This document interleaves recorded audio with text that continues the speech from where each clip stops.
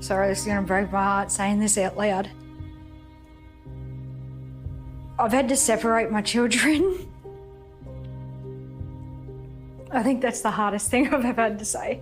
Faith Stringfellow has 4 children with autism. Savannah was the first one to be diagnosed. She's completely non-verbal, still in nappies, doesn't eat, she's still on bottled formula. All her kids have NDIS plans that transform their lives. For the first time in 4.5 years, we went out as a family because of the support workers. The funding there it just made our life so much easier and so much more of a family. When Faith submitted for the yearly funding renewal, the children's plans were significantly reduced. Her dietitian was cut, and this is for someone who still doesn't eat. We were told that to share each other's plans. So one of the core promises of the NDIS was certainty. Certainty for people with disability and certainty for their families. Professor Bruce Bonyhady is one of the original architects of the NDIS. There are now only 2 groups of people in the NDIS. Those who've had their plans cut and those who fear their plans will be cut. Oscar Berry is 24. He has a rare genetic disorder, moderate intellectual disability, plus a number of physical disabilities. For the last 6 years, his NDIS plans have helped him gain more independence.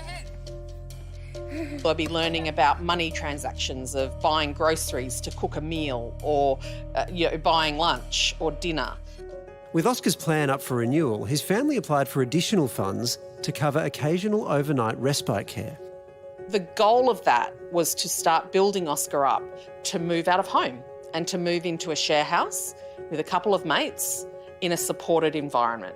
But that's not what happened. So Oscar's new plan came in on a Friday and that was it.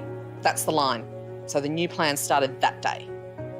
And that plan was less than half of the funding that he had in last year's plan.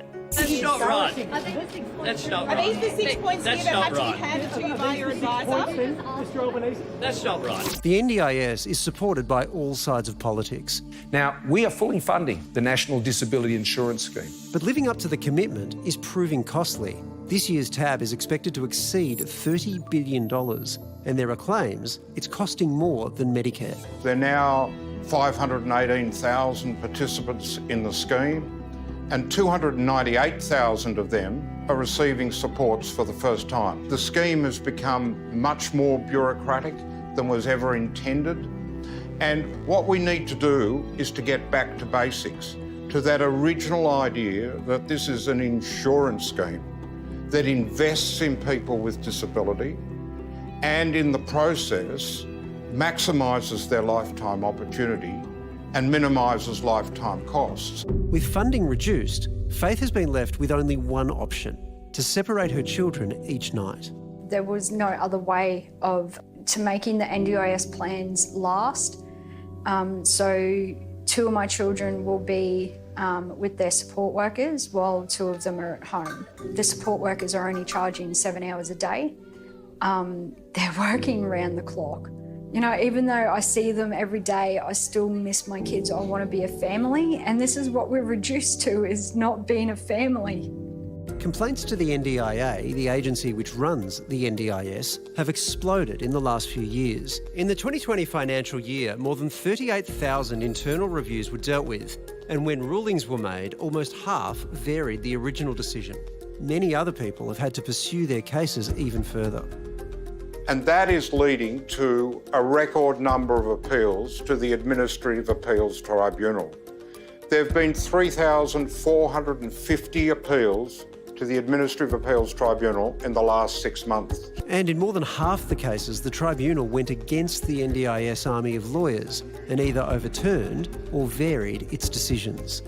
There was 2 lawyers who were up against little old me. How are you supposed to fight that? I'm just a mum. I'm not a professional in the NDIS, and you need a degree to learn how to fight this system. Faith eventually came to a confidential settlement. I could not continue to be a mum and fight the AAT. Kim currently has a couple of weeks left to decide whether or not to begin the appeals process for Oscar's plan. an appeal which wouldn't even begin to be heard for another 3 months.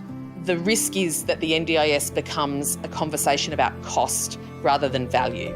The NDIS is there and is meant to support us and pick us up and make sure that we're living in a civilised society that cares for each other. It's such a brilliant point that was made about we're looking at cost rather than benefit in this discussion, and hearing stories like that. I know in my family I have an intellectually disabled cousin and auntie, both whose lives were changed by the NDIS, the independence that it offers them, the services. And my grandfather, who has cared for both for most of his life, who's 94, all he wants is peace of mind. He wants the certainty that his daughter and that his grandson will be looked after. And that's what's really scary, is that it can change under your feet. And all of a sudden those services that you're relying on, not as a luxury, but like for your livelihood and for your well-being, are suddenly gone. And that's just, it's terrifying for families and for people who are living with disabilities in this country. So suddenly, just immediately, like we heard in that story there, it's just snap of a finger. One day this is your funding, the next day this is it. It is such a difficult scheme, I guess, really, to be able to cater to everyone's needs when people have such specialised needs as well. It is honestly almost incomprehensible about even just sitting down and trying to figure it out, but someone has to.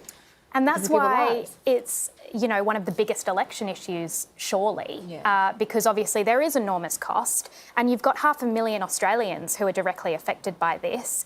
And it's an insurance scheme too, because it could be anyone at any moment. We don't know, you know, if any of us, similar to Medicare, you don't need it until you really need it. And, you know, the stakes are very, very high. So just having that certainty, if you are a parent of someone with a disability or you're ageing, to go, I know that no matter what happens, my child will be looked after. I think that's all families really want. There's a lot caught up in that review process that just seems a bit off. Yeah. So much.